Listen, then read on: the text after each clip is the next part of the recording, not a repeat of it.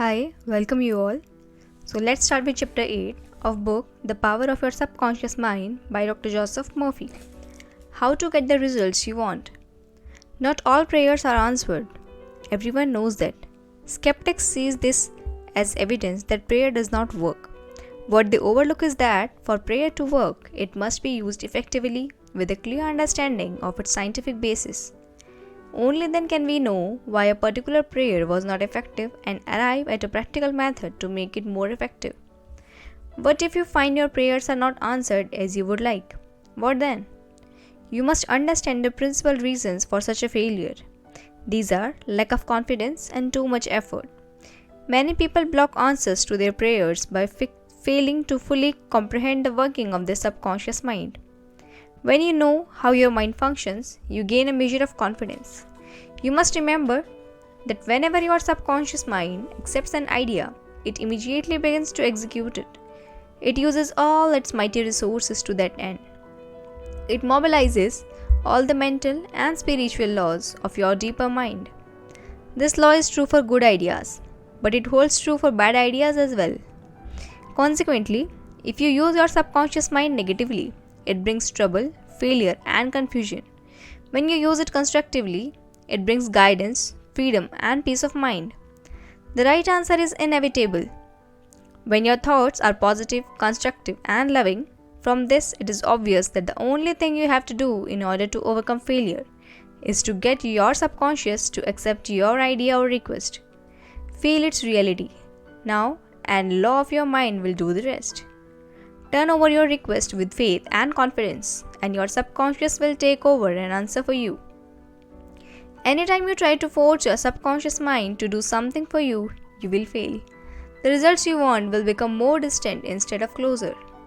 Your subconscious mind does not respond to mental coercion, it responds to your faith or conscious mind acceptance.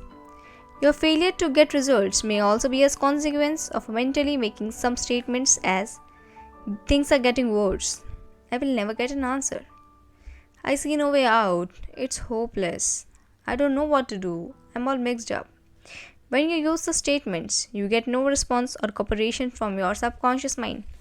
Like a soldier marking time, you go neither forward nor backward. In other words, you don't get anywhere. Imagine that you got into a taxi and give the driver a half dozen different directions. He would become hopelessly confused. He might refuse to take you anywhere. Even if he tried to follow your instructions, chances are he would not be able to. Where you would end up is anybody's guess. It is the same when working with the enormous power of your subconscious mind. You must have a clear-cut idea in your mind. You must arrive at the definite decision that there is a way out. A solution to the vexing problem is sickness. Only the infinite intelligence within your subconscious knows the answer. When you come to that clear-cut conclusion in your conscious mind, your mind is then made up, and according to your belief, is it done unto you. Easy does it. A homeowner whose furnace broke down during a bitter cold snap called a repairman.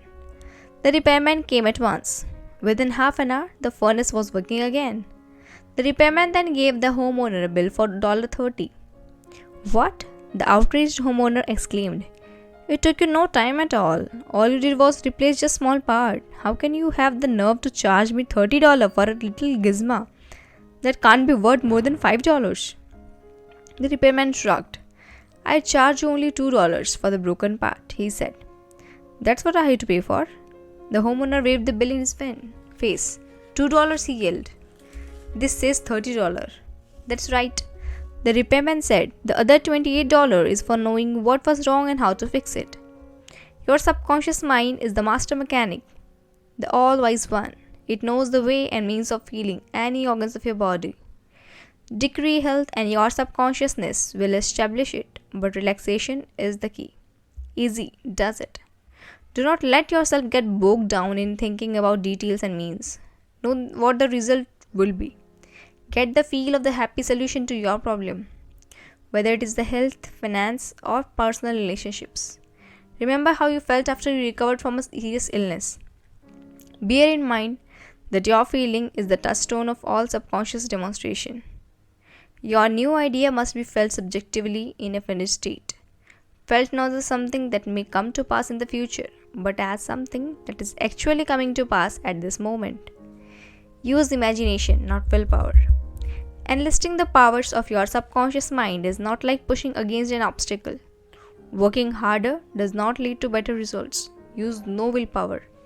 Instead, visualize the end and the state of freedom it produces. You will find your intellect trying to get in the way, trying to find out to solve the problem, and impose those ways on your subconsciousness. Resist this. Put away your intellectual problem solving skills. Persist in maintaining a simple, childlike miracle making faith. Picture yourself without the ailment of problem. Imagine the emotional gratification of the freedom state that you seek. Cut out all red tape from the process. The simple way is the best. How disciplined imagination works wonders. A wonderful way is to get a response from your subconscious mind is through disciplined or scientific imagination. As we have seen, the subconscious mind is the architect and builder of the body. It controls all your vital functions. The Bible says, "Whatsoever ye shall ask in prayer, believing ye shall receive." To believe is to accept something as true, to live in the state of being it.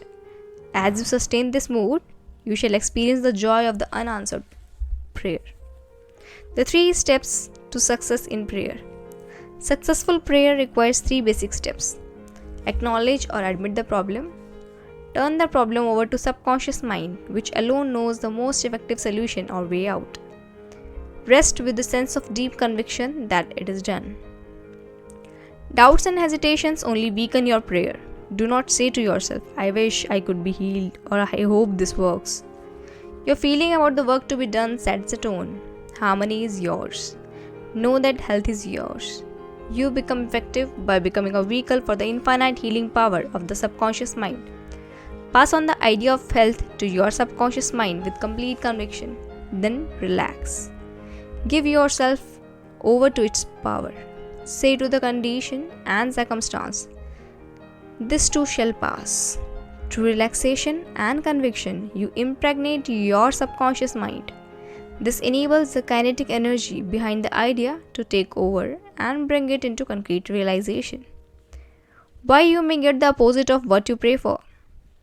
Émile Coué was a celebrated French psychologist whose lectures gained him many admirers and followers in the United States. One of his important insights was this: when your desires and imagination are in conflict, your imagination invariably gains the day. He referred to this as the law of reverse effort. Suppose you were asked to walk along a narrow plank that was resting on the floor. You would do it easily, without question. Now suppose the same plank were 20 feet up, stretching between 2 walls. Would you walk it? Could you? Probably not. Your desire to walk the length of the plank would come into conflict with your imagination. You would imagine yourself toppling off the plank and falling a long way to the ground. You might very much want to walk across the plank, but your fear of falling would keep you from being able to do it. The more effort you put into conquering your imagination or suppressing it, the greater strength is given to the dominant idea of falling. The thought, "I will use my willpower to overcome my failure," reinforces the thought of failure. Mental effort often leads to self-defeat, creating the opposite of what is desired. To focus on the need to exert willpower is to emphasize the condition of powerlessness. It is like deciding that you will do all you can do to not to think of green hippopotamus. The decision makes the idea of green hippopotamus dominate the mind, and the subconscious always respond more to the dominant idea.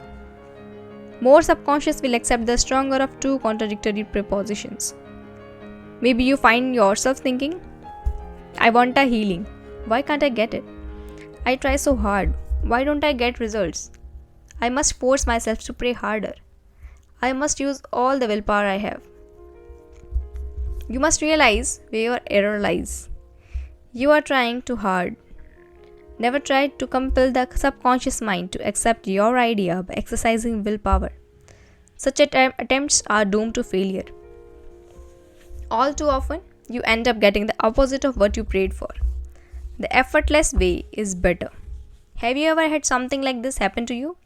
You have to take an examination of some kind. You have put in a lot of time studying and reviewing the material. You feel as if you know it well, but when you face a blank exam page, you find that your mind is even more blank. All your knowledge of the subject has suddenly deserted you.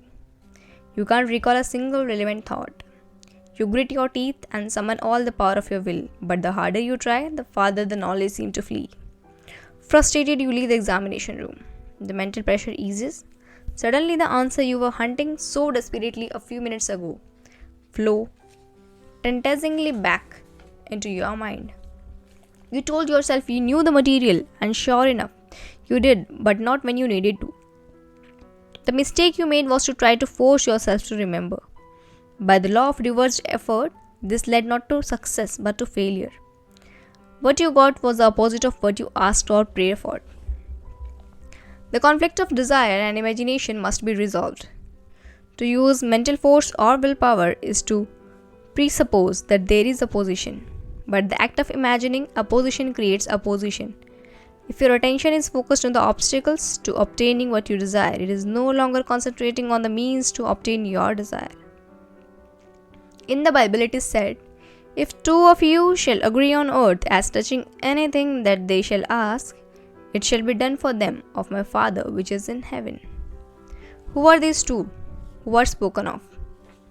They stand for the harmonious union or agreement between your subconscious and subconscious on any idea, desire, or mental image. When there is no longer any quarrel between the different parts of your mind, your prayer will be answered.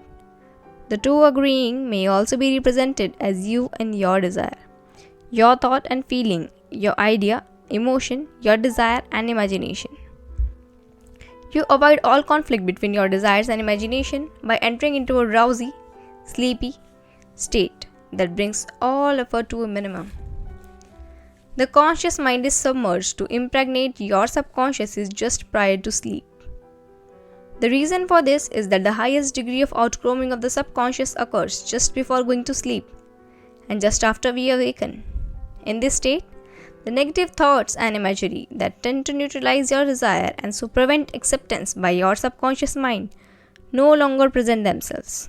When you imagine the reality of the fulfilled desire and feel the thrill of accomplishment, your subconscious brings all the realization of your desire. A great many people solve all their dilemmas and problems by the place of their controlled, directed, and disciplined imagination. They know that whatever they imagine and feel is true will and must come to pass. A young woman named Sharaji came to me, close to despair. She was involved in a lengthy, complicated lawsuit that had been through one postponement after another, with no end in sight. Her deepest desire was for the harmonious solution to the suit. Her mental imagery, however, was full of failure, loss, bankruptcy, and poverty. The result was just as Kyo would have predicted. Her imagination prevailed over her desire, and the suit dragged on and on. At my suggestion, Shara put herself into a sleepy, drowsy state each night at bedtime, then began to imagine the best possible endings to her problem. She put herself in a state of feeling it to the best of her ability. She knew that the image in her mind had to agree with her heart's desire. As she became drowsy, she began to imagine as vividly as possible a meeting with her lawyer after the lawsuit was settled. She heard herself asking him questions about the outcome and listening to his explanation. She heard him telling her over and over again, "The case has been settled out of the court." This is a perfectly harmonious solution. During the day, when fear thoughts came into her mind, Shara would run her mental videotape of the meeting with her lawyer, complete with words and gestures.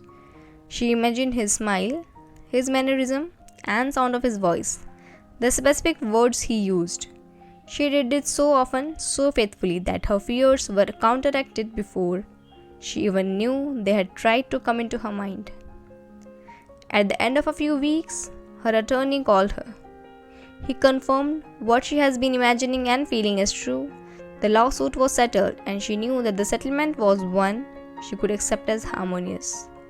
This is really what the psalmist meant when he wrote, "Let the words of my mouth, your thoughts and mental images, and the meditation of my heart, your feeling, nature, or emotion, be acceptable in the sight, O Lord, the law of your subconscious mind, my strength and my Redeemer, the power and wisdom of your subconscious mind that can redeem you from sickness, bondage, and misery.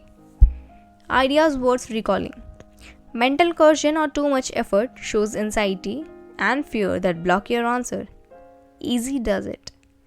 When your mind is relaxed and you accept an idea, your subconscious goes to work to execute the idea. Think and plan independently of traditional methods. Know that there is always an answer and a solution to every problem. Do not be overly concerned with the beating of your heart, with the breathing of your lungs, or the function of any organ of the body. Lean heavily upon your subconscious and proclaim frequently that divine right action is taking place. The feeling of health produces health, wealth produces wealth. How do you feel? Imagination is your most powerful faculty. Imagine what is lovely and of good report. You are what you imagine yourself to be. You avoid conflict between your conscious and subconscious in the sleepy state. Imagine the fulfillment of your desire over and over again prior to sleep. Sleep in peace and wake in joy. Thank you.